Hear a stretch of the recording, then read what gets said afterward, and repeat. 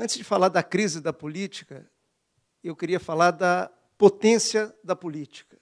A política é uma invenção humana da melhor qualidade. A política, ela substituiu a lei do mais forte. A política é o instrumento do diálogo, do entendimento, da tolerância, da busca de maiorias, da busca de caminhos, né? Quer dizer, a ausência da política, a humanidade vivenciou na barbárie, né?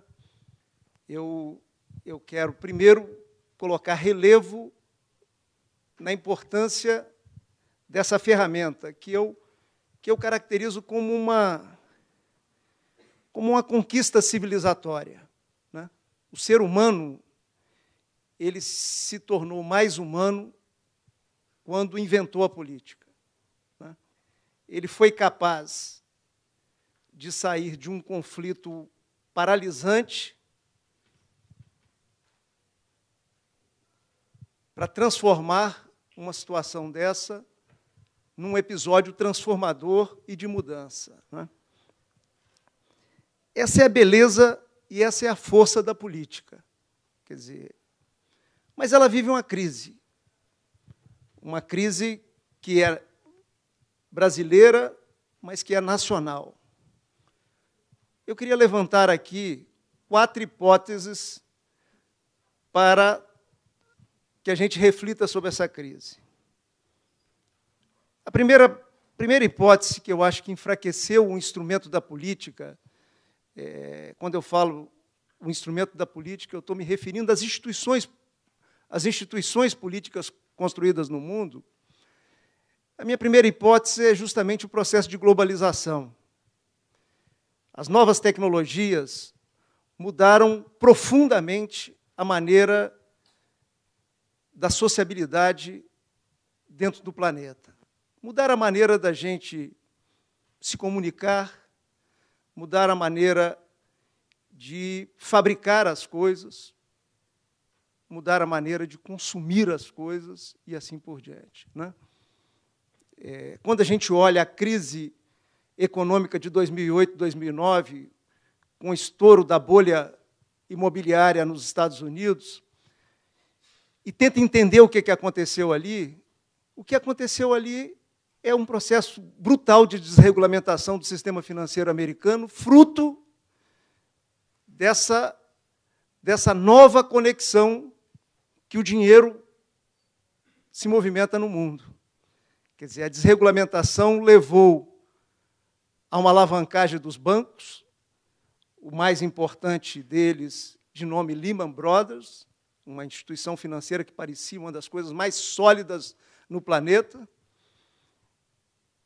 E, como já foi escrito, né, o que parecia tão sólido desmanchou no ar, né?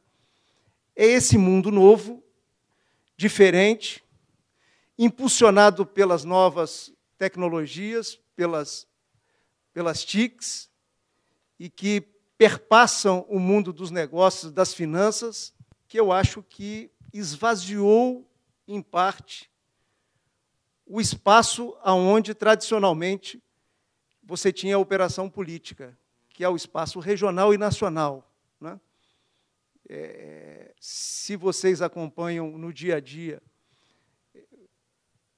o movimento do Banco Central dos Estados Unidos, o Federal Reserve, o Fed, vocês vão ver como a compra de ativos de 80 bilhões de dólares que o Federal Reserve realiza mensalmente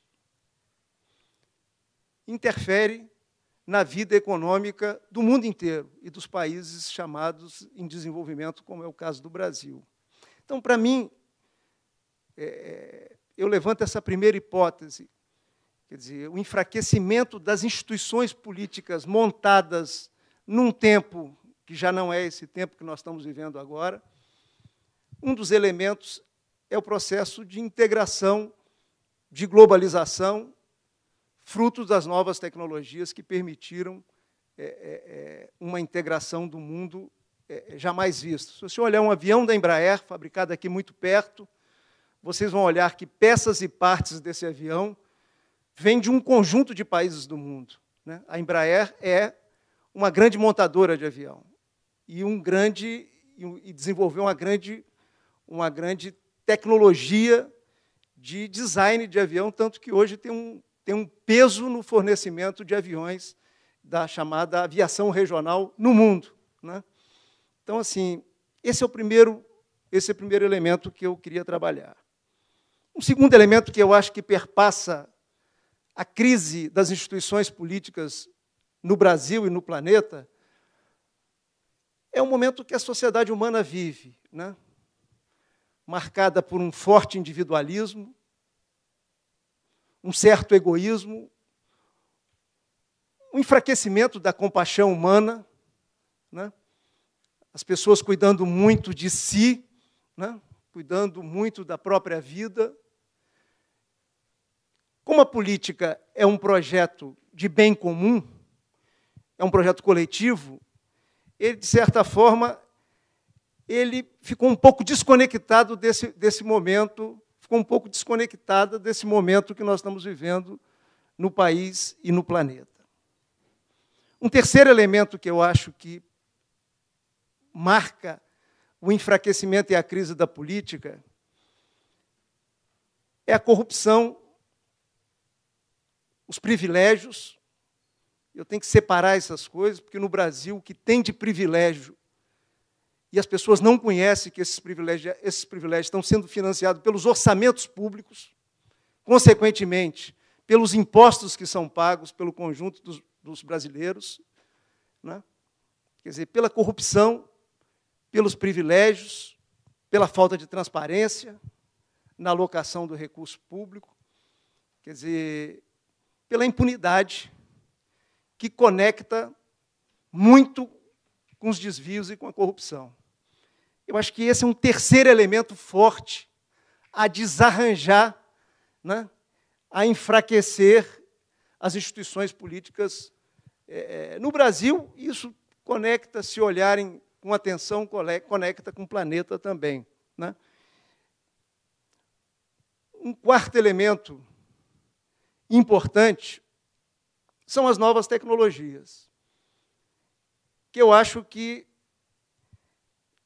mudam a sociabilidade que existia quando essas instituições políticas foram inventadas pelo homem, da forma que foram inventadas, né? Executivo, parlamento, judiciário, do jeito que funciona, controle através de Tribunal de Contas, Ministério Públicos, locais, nacionais e assim por diante, né? Quer dizer, o cidadão ele não se sente representado por essas instituições que estão aí, né? Há um divórcio, há um hiato que é enorme entre os que representam e os que não se sentem representados, né? Não é os que são representados. Então, eu trabalharia esses quatro pontos, né? Quer dizer, inicialmente, eu disse a vocês que a política é uma ferramenta que é uma conquista da civilização humana. O ser humano melhorou muito quando descobriu a política, que ela vive uma crise, e eu ousei aqui trabalhar pelo menos 4 elementos que marcam essa crise da política no país e no planeta. Um elemento importante que corta essa reflexão que eu estou fazendo são as manifestações de junho, né? Por que as de junho? Porque elas foram verdadeiros curtos-circuitos na sociedade brasileira. Quer dizer, eu participei da campanha das diretas, estive na Candelária, em cima do palanque das diretas na Candelária. Naquela época, vi uma multidão de brasileiros que me impressionou, mas no mesmo lugar da Candelária em direção à Prefeitura do Rio, devia ter umas 3 vezes mais em número de pessoas do que no Comício das Diretas, pela impressão que eu tive visual das imagens aéreas que foram feitas. Quer dizer, aqueles 7 dias que abalaram o Brasil, com manifestações gigantescas, uma pauta que não era focada, uma pauta que não tinha um foco específico, foi trabalhada por muita gente que tentou analisar aquelas manifestações como uma pauta difusa. Essas manifestações, elas fizeram um corte nesse quadro que eu descrevi. Política é uma coisa importante, vive em crise, a crise tem aí muitos elementos, eu situei 4, e as manifestações foram para a rua e, na minha visão, avivaram a ferramenta da política, né? A discussão tem líder, não tem líder. Os partidos políticos, naquelas manifestações de junho, foram rechaçados, né? Não tinha uma pauta específica, pode-se procurar lá questionamento à qualidade dos serviços públicos no Brasil. Tinha um problema da pauta anterior, que iniciou o processo do preço das passagens, das tarifas de ônibus e assim por diante. Mas o que me interessa trabalhar aqui é uma explosão da população, uma explosão de insatisfação, que estava presente nas redes sociais, que é um instrumento novo, que quebra o monopólio da comunicação tradicional, em certa maneira, democratiza o processo de comunicação. A insatisfação estava presente nas redes, saiu das redes, foi para as ruas, para os logradouros públicos, não tinha um líder, não tinha uma bandeira específica, tinham muitas bandeiras, por isso foi analisado como um movimento difuso, mas foi um movimento político, muito forte, né? Que mexeu com as estruturas do país, né? Mexeu com o status quo, já provocou consequências, na minha opinião, vai provocar muitas consequências nos próximos anos, como movimentos similares mundo afora o fizeram, né? Quer dizer, ali nós tivemos presente ação política, política de insatisfação, de questionamento. Poderíamos ousar apanhar nas manifestações, na sua diversidade política, cultural, uma visão de uma insatisfação em relação ao que eu disse aqui, aos serviços públicos que nós temos no país. Como tinha um corte importante naquele momento, que era a Copa das Confederações, como a Copa das Confederações já explicitava os investimentos que foram feitos em estádios de futebol, que passaram a ser chamados arenas, a criatividade brasileira pensou, de certa forma, a ideia do padrão FIFA, né? Quer dizer, educação padrão FIFA, saúde padrão FIFA, segurança pública padrão FIFA. Tinha muita gente de classe média nas manifestações, isso é uma constatação e fruto também de avaliação de próprias pesquisas de opinião que foram feitas dentro das próprias manifestações. E tinha um contraponto importante entre o que os governos arrecadam no Brasil, somando o nível municipal, o estadual e o federal, eles arrecadam aproximadamente 36% de tudo que é produzido no nosso país. Então, tinha um questionamento em tudo que é arrecadado e o que esse dinheiro financia, do ponto de vista da qualidade. Por isso, o questionamento do padrão FIFA, né? estádios bonitos, construídos com uma certa rapidez, né? Entregues com prazo acertado, coisa rara no Brasil, em se tratando de obras públicas. Quer dizer, dessas manifestações, eu volto a dizer, eu acho que reavivou a política como ferramenta de transformação, de mudança, né?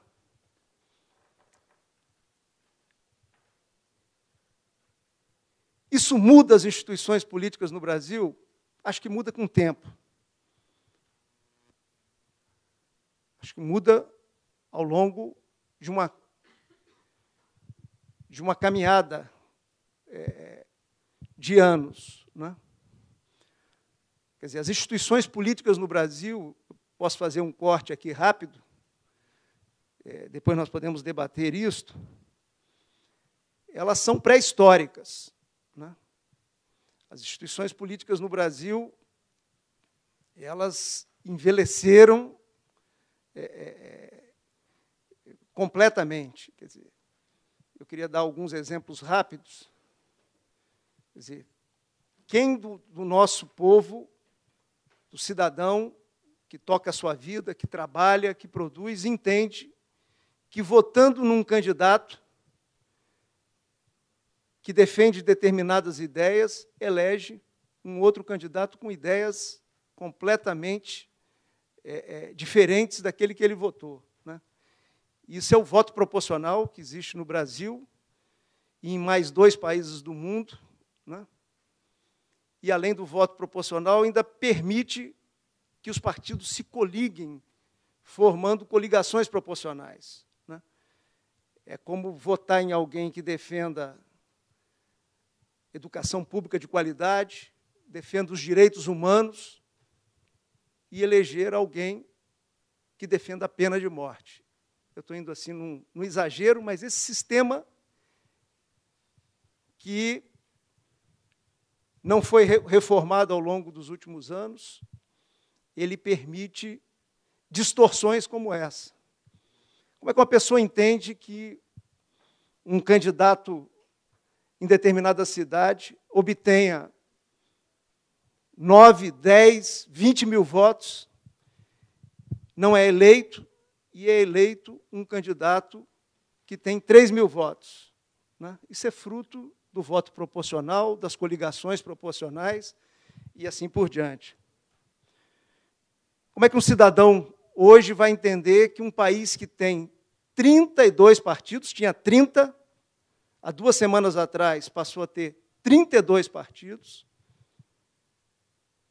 criou um partido chamado PROS, acho que daqui a pouquinho vão criar um partido chamado CONTRAS, pelo menos a continuar a criação de novos partidos. Criou um partido chamado Solidariedade. Como é que um cidadão comum, que a gente sai aqui na rua e vai conversar com ele, vai entender que um partido como a Rede foi proibido de ser criado no nosso país? Quer dizer, nós temos 32 partidos, boa parte disso por esse sistema que eu falei, do voto proporcional, das coligações proporcionais. Isso produz um país com 39 ministérios, o que vira galhofa nacional e internacional, né? Porque esses partidos, boa parte deles, estão representados no Congresso Nacional. Quer dizer, falei da força da política, da sua qualidade, do seu protagonismo no mundo, do seu protagonismo no Brasil. Foi com a política que nós derrubamos a ditadura, vocês são mais jovens. Eu sou de uma geração que foi para a rua para derrubar a ditadura militar, reconstruir o espaço da democracia, da liberdade, conquistar a anistia, fazer uma constituinte que produzisse uma Constituição em 88. Né? Política nos permitiu trazer os exilados de volta para o país. A política nos permitiu estabilizar a moeda do Brasil. Nós não tínhamos moeda, nós vivíamos numa hiperinflação, nós não tínhamos preço de nada, não tínhamos presente, e do ponto de vista econômico, não tínhamos nenhuma perspectiva de futuro. A política nos permitiu estabilizar a moeda do país e viver um ciclo recente onde o país melhorou. Melhorou nos seus indicadores sociais, melhorou timidamente, mas melhorou na distribuição de renda, melhorou em vários aspectos. Quer dizer, a política como ferramenta importante. Falei da crise, falei um pouquinho das manifestações de junho, que eu acho que corta por dentro dessa crise, né? Eu mesmo me perguntei na frente de vocês se essas manifestações vão provocar a mudança das instituições políticas do Brasil. A minha opinião pessoal é que, com o tempo, sim, mas nós vamos conviver, por exemplo, no próximo pleito eleitoral, no ano que vem, com as mesmas regras do jogo que nós convivemos nas últimas eleições, tanto municipais quanto as eleições nacionais, regras atrasadas, né, equivocadas, que distorcem o processo, até o resultado político do país, né? Quer dizer, então, acho que o tempo, e evidentemente que a militância, que eu não sei se voltou, se está voltando, né? Ou se foi um ato esporádico, só o tempo vai dizer isso. Acho que nem com bola de cristal ninguém é capaz de responder uma pergunta dessa. Mas o tempo, a continuidade de uma militância, que eu tenho esperança nela, eu acho que é possível renovar as instituições políticas no país. Queria fazer uma última observação em relação às reivindicações em torno da melhoria dos serviços públicos no Brasil. Isso é possível? É absolutamente possível. Eu já passei por muitas funções públicas, fui governador do meu estado 2 vezes, fui prefeito da capital do meu estado, estive no Legislativo Estadual, estive 2 vezes no Legislativo Federal, como deputado federal, como senador. Estive trabalhando na iniciativa privada no início da minha vida profissional, sou economista. Estive trabalhando num banco público no meio desse processo, que é o BNDES, eu fui diretor da área social do BNDES. Com toda essa vivência, eu digo a vocês que é possível. É possível melhorar esse serviço? É possível. Mas nós temos alguns obstáculos, e eu queria citar pelo menos 2 obstáculos importantes. O primeiro obstáculo é a burocracia brasileira, né? A formalidade, a herança portuguesa. Quer dizer,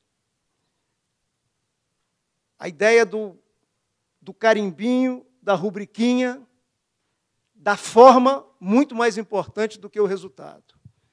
A máquina pública no Brasil, que eu estou falando da máquina pública de uma maneira geral, a prefeitura, o governo estadual, o governo federal, a justiça, o Ministério Público, as assembleias, as câmaras e assim por diante, a máquina pública no Brasil, ela funciona com leis e com regras muito atrasadas, né? É a nossa herança ibérica lá. Quer dizer, é muita formalidade para pouco resultado. Para um gestor público comprar alguma coisa, comprar essas cadeiras que estão aqui, se for fazer um auditório, né? Diferente da Aliança Francesa, para um gestor público comprar essas cadeiras, para contratar um projeto, é o fim do mundo, né? Paulo Mendes nasceu no Espírito Santo, é autor de uma obra lindíssima que está sendo construída no Espírito Santo, chamado Cais das Artes, é um teatro e um museu de artes. se nós fôssemos licitar essa obra, o projeto dessa obra, vocês imaginam onde nós íamos parar.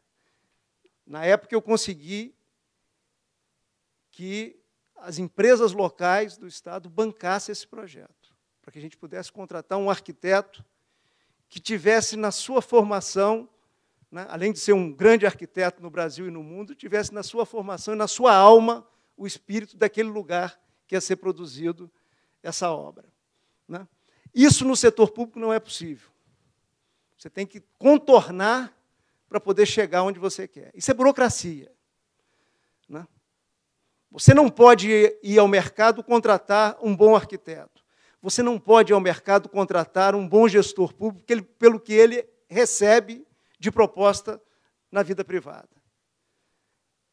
É o reino da formalidade e da burocracia. Ou seja, quando você olha uma folha de pagamento no setor público, ela é enorme, mas ela não pode remunerar ninguém pela capacidade, pelo mérito. Né?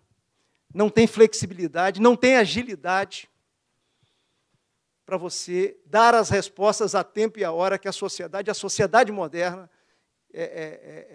necessita e cobra, porque tem direito de cobrar. Esse é o primeiro empecilho. Né? Nós teríamos que mexer na estrutura do Estado brasileiro, dar a ele, Estado brasileiro, dos governos brasileiros, das instituições públicas brasileiras, dar a elas capacidade, flexibilidade e rapidez no ato de comprar e contratar, para que a gente dialogue com aquelas manifestações, com pontos daquelas manifestações nas ruas. Nós precisamos mexer nessa estrutura do Estado brasileiro, além de mexer dentro das instituições políticas que eu me referi anteriormente. Um outro elemento importante, pouca gente no Brasil conhece o destino do dinheiro público. E, ao não conhecer, muitas vezes tem uma visão parcial. Não digo errada, tem uma visão parcial, tem uma visão incompleta daquilo que nós, economistas, chamamos de alocação do dinheiro público. É um termo técnico, mas é para onde vai o dinheiro do cidadão, o dinheiro dos impostos. E aí eu repito o que já passei aqui muito rapidamente. Quer dizer, o dinheiro público no Brasil é alocado num conjunto de privilégios sem fim. Né?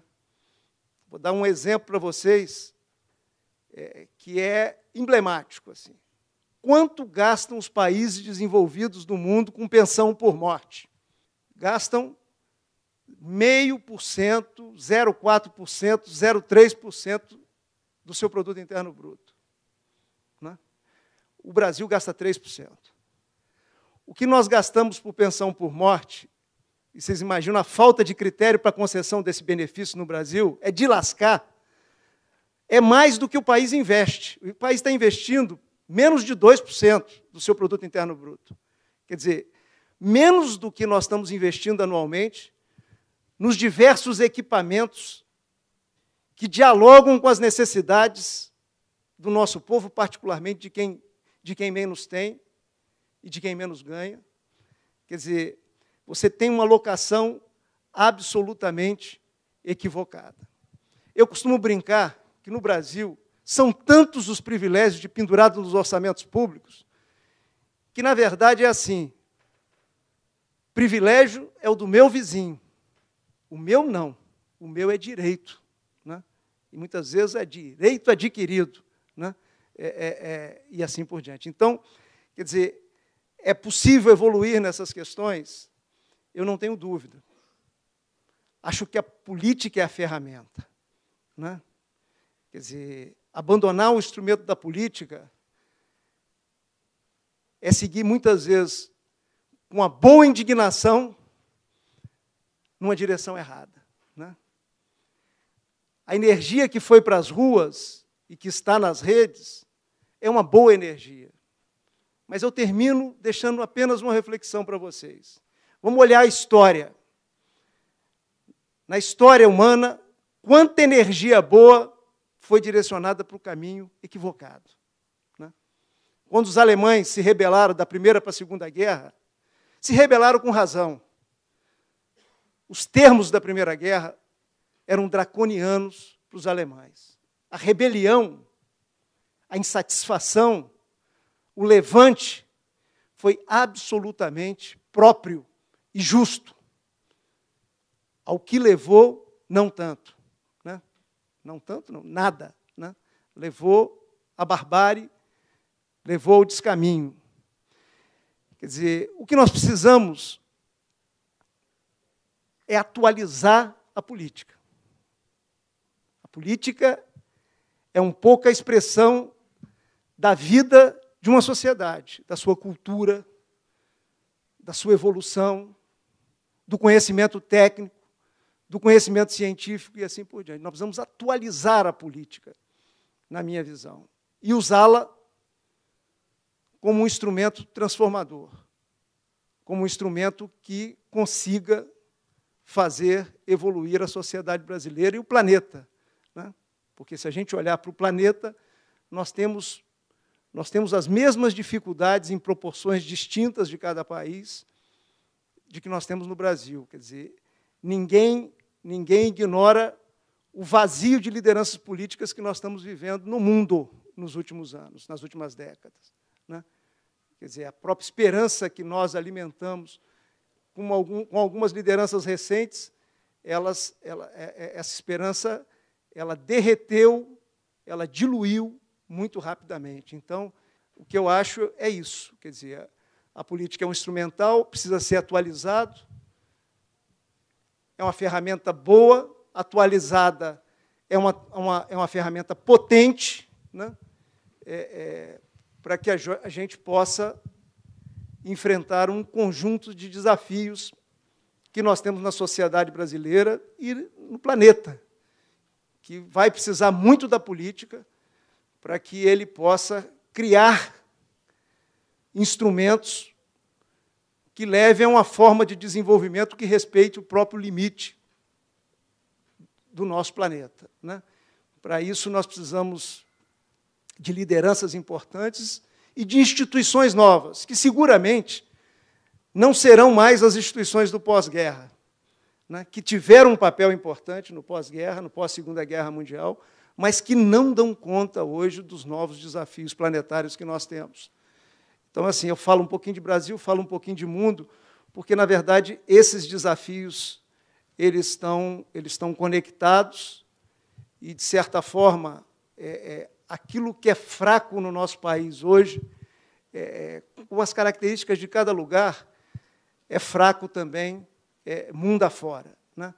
Porque o mundo mudou muito rapidamente e as instituições que foram construídas pelos próprios homens foram construídas num tempo muito diferente das condições que nós estamos vivendo no presente. Paro por aqui e fico à disposição de vocês. Muito obrigado.